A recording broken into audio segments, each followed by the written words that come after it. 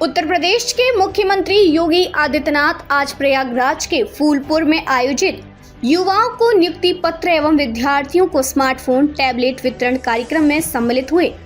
इस अवसर पर सीएम योगी ने 5000 से अधिक युवाओं को नियुक्ति पत्र एवं विद्यार्थियों को स्मार्टफोन टैबलेट बांटा। वहीं विभिन्न योजनाओं के लाभार्थियों को ऋण वितरण व सहायता राशि के अंतरण के साथ ही 407 विकास परियोजनाओं का लोकार्पण शिलान्यास भी किया। वहीं बता दें कि युवाओं के सशक्तिकरण के क्रम में यूपी सरकार उन्हें नए स्टार्टअप्स स्थापित करने के लिए ऋण तथा तकनीकी रूप से सक्षम बनने के लिए टैबलेट व स्मार्टफोन प्रदान कर रही है। सीएम योगी ने सभी लाभार्थियों को बधाई दी। युवाओं को नियुक्ति पत्र और विद्यार्थियों को स्मार्टफोन और टैबलेट वितरित करने के बाद सीएम योगी ने कार्यक्रम को संबोधित किया। इस दौरान योगी ने बिना नाम लिए इशारों में अखिलेश यादव और शिवपाल यादव पर जमकर निशाना साधा। सीएम योगी ने सभा को संबोधित करते हुए कहा कि पहले तो चाचा भतीजे एरिया बांटकर वसूली करते थे, बाद में चाचा को धक्का देकर बाहर कर दिया जाता था। इसके अलावा सीएम योगी ने कहा कि सरकार अपने दायित्वों का निर्वहन करेगी, किसी भी हद तक जाकर करेगी। मैंने कहा था माफिया अगर सिर उठाने का दुस्साहस करेगा तो उसको मिट्टी में मिलाने का काम भी सरकार करेगी। वहीं मुख्यमंत्री ने माफिया को समाज का कोड़ बताया और कहा कि जैसे सरकार लड़ रही है ऐसे ही सभी को लड़ना होगा।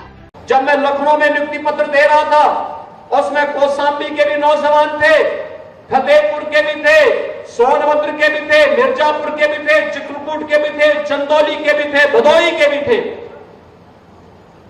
बिजनौर के भी थे, सहारनपुर के भी थे, ललितपुर के भी थे और महोबा के भी थे। हर कोने से आज युवा भर्ती हो रहा है, उसको नौकरी मिल रही है। और पहले तो चाचा भतीजे के द्वारा कैसी लूट मचाई जाती थी कि जा करके वसूली करते थे, एरिया बांट दिए जाते थे, किधर चाचा जाएगा, कहीं भतीजा, कहां भतीजा जाएगा, कहां पर दूसरा भतीजा जाएगा, कहां पर। ये सब महाभारत के रिश्ते एक साथ टूट पड़ते थे, अलग अलग जनपद और कमिश्नरी बांट दी जाती थी, वसूली करते थे और बाद में जब वसूली में कम और ज्यादा होता था तो चाचा को धक्का देकर बाहर कर दिया जाता था। बहन और भाइयों, अब ऐसा नहीं होगा। यूपी में अब कोई वसूली नहीं कर सकता है। यूपी के युवाओं के भविष्य के साथ कोई खिलवाड़ नहीं कर सकता है। आज यूपी रेवेन्यू सरप्लस प्रदेश बन चुका है। याद करिए 2017 के पहले उत्तर प्रदेश एक बीमारू राज्य हो गया था। न युवाओं को नौकरी मिलती थी, न रोजगार मिलता था, न कोई निवेश करने के लिए आता था। अन्नदाता किसान आत्महत्या कर रहा था, बेटी सुरक्षित नहीं थी, व्यापारी का सम्मान भी नहीं था और उसको सुरक्षा भी नहीं थी। समाज का कोई तबका खुशहाल नहीं था। दंगे होते थे, बड़े बड़े दंगे होते थे, महीनों तक दंगे चलते थे। आपने 7.5 वर्ष में कहीं दंगे का नाम सुना है क्या? कहीं दंगा हुआ है क्या? और कोई दंगा कर पाएगा क्या? दंगा करने की कीमत क्या होगी है? ये उल्टे पोस्टर जब टंगेंगे ना शहर शहर में और फिर उनसे वसूली होगी 7 पीढ़ियों तक की, ये सारी संपत्ति वसूली होगी। अच्छे दंगाई दंगा करना भूल गए हैं। अच्छे खासे जो पहले माफिया सत्ता को संचालित करते थे, इस समाजवादी पार्टी की सरकार को, कांग्रेस की सरकार को जो माफिया संचालित करते थे, उन माफियाओं की पैंट गीली होती हुई भी आप लोगों ने देखी होगी, कैसे गिड़गिड़ाते थे। बहन और भाइयों, ये माफिया समाज का कोड है, कोड। जब तक आप इसको निकाल बाहर नहीं करेंगे तब तक वर्तमान और भविष्य ये लोग लगातार आपका खराब करते रहेंगे। और इसलिए लड़ने का एक जज्बा, जैसे सरकार लड़ रही है ऐसे ही हम सबको लड़ना होगा। हर व्यापारी को सुरक्षा प्रदान करना हमारा कार्य है और सरकार किसी भी हद तक जाकर के सुरक्षा भी देगी, उन्हें सम्मान भी देगी। हर नागरिक को सुरक्षा प्रदान करना, हर बहन और हर बेटी की सुरक्षा करना इस सरकार का कार्य है। सरकार उसको भी करेगी। और तब भी मैंने कहा था, माफिया अगर सिर उठाने का दुस्साहस करेगा तो उसको मिट्टी में मिलाने का काम भी सरकार करेगी। और बहनों और भाइयों, आज मैं आपसे कहने के लिए आया हूं, ये जो बड़ी बड़ी घोषणाएं कर रहे हैं, ये वही लोग हैं जिन माफियाओं के सामने आज कभी नाक रगड़ा करते थे, उनके सामने, दंगाइयों के सामने नाक रगड़ा करते थे। अरे बुलडोजर चलाने के लिए हिम्मत चाहिए, हिम्मत। ये दंगाइयों के सामने और माफियाओं के सामने नाक रगड़ने वाले बुलडोजर क्या चलाएंगे? बुलडोजर को देख करके इनको वैसे ही हार्ट अटैक हो जाएगा। ये लोग नहीं झेल पाएंगे इन बातों को। लेकिन बहनों और भाइयों, मैं आया हूं आपके सामने, ये मंच आया है आपके सामने आपको आश्वस्त करने के लिए। कुंभ आपने 2013 में भी देखा होगा और कुंभ का आयोजन 2019 में भी देखा होगा।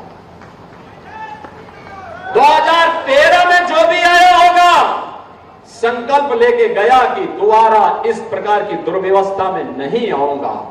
लेकिन आदरणीय प्रधानमंत्री मोदी जी के मार्गदर्शन और नेतृत्व में जब 2019 में प्रयागराज कुंभ हुआ, मंत्रिमंडल के मेरे सहयोगियों ने, यहां के माननीय जनप्रतिनिधियों ने, माननीय सांसद प्रोफेसर रीता बहुगुणा जोशी, श्रीमती केसरी देवी पटेल, महापौर, यहां पर उस समय की महापौर ने, और साथ साथ यहां के हमारे स्वास्थ्य मंत्री उस समय के श्री सिद्धार्थनाथ सिंह, श्री नंदगोपाल गुप्ता नंदी जी, इन सभी लोगों ने मिलकर के, यहां के माननीय विधायकों ने, सबने मिलकर के अथक परिश्रम किया और परिणाम क्या रहा? 2019 में कुंभ कैसे होता है प्रयागराज ने बता दिया। कुंभ स्वच्छता, सुरक्षा और सुव्यवस्था का एक मॉडल होता है। प्रयागराज का सम्मान दुनिया के अंदर बढ़ा था। मां गंगा के असीम कृपा जिस क्षेत्र पर बनी रहती है, वह क्षेत्र जो सनातन धर्मावलंबियों का वैदिक कालखंड से इस सरदार आस्था का केंद्र बिंदु रहा है, जिस केंद्र में दुनिया की सबसे प्राचीन गुरुकुल महर्षि भारद्वाज ने जिस प्रयागराज में स्थापित की थी, उस प्रयागराज के सामने पहचान का संकट किसने खड़ा कर दिया था? किसने खड़ा किया था? ये जो जाति जाति के नाम पे लड़ाने वाले लोग हैं ना, आज जो कह रहे हैं, तमाम प्रकार की बात कर रहे हैं, तमाम प्रकार की बड़ी बड़ी घोषणा अपनी मनबड़ई में करने का फिर से दुस्साहस कर रहे हैं। क्या ये सच नहीं है? क्या ये सच नहीं है? ये वही लोग हैं जो टीपू आज सुल्तान बनने का ख्वाब फिर से देख रहे हैं। बहनों और भाइयों, यही टीपू थे जो माफिया के सामने नाक रगड़ करके आपके सामने पहचान का संकट खड़ा करते थे। क्या ये सच नहीं है? इन माफियाओं को गले का हार बना करके प्रयागराज के अस्तित्व के सामने, प्रयागराज वासियों के सामने पहचान का संकट खड़ा करने का काम इन्होंने किया था। ये गुमराह करते हैं। क्या ये सच नहीं? इन्हीं माफियाओं ने राजू पाल की हत्या की थी। राजू पाल एक गरीब परिवार से थे। राजू पाल एक गरीब परिवार से थे, विधायक बने थे, लेकिन किस निर्ममता के साथ उनकी हत्या हो गई थी। उस समय इन्हें याद नहीं आ रहा था पीटीए, राजूपाल मार दिए गए, लेकिन इनको अपनी कुर्सी की चिंता थी। तब इनको अपनी कुर्सी की चिंता थी। तब राजूपाल जैसे गरीब मारे जाते हैं, उमेश पाल जैसे मारे जाते हैं। हम लोगों ने तो कहा कि अपराध और अपराधियों को बख्शेंगे नहीं, जीरो टॉलरेंस की नीति के तहत सरकार कार्य करेगी। हम सुरक्षा सबको देंगे, सम्मान सबको देंगे, विकास सबका करेंगे। लेकिन अगर किसी ने किसी बेटी वहां चलती हुई बेटी पर हाथ डालने का दुस्साहस किया तो उसके हाथ अलग होंगे, पैर अलग होंगे, जरूर करवा देंगे। हर बेटी को सुरक्षा प्रदान करना ये सरकार का दायित्व है और सरकार अपने इस दायित्व का निर्वहन करेगी, किसी भी हद तक जाकर के करेगी। ब्यूरो रिपोर्ट, जागरूक टाइम्स।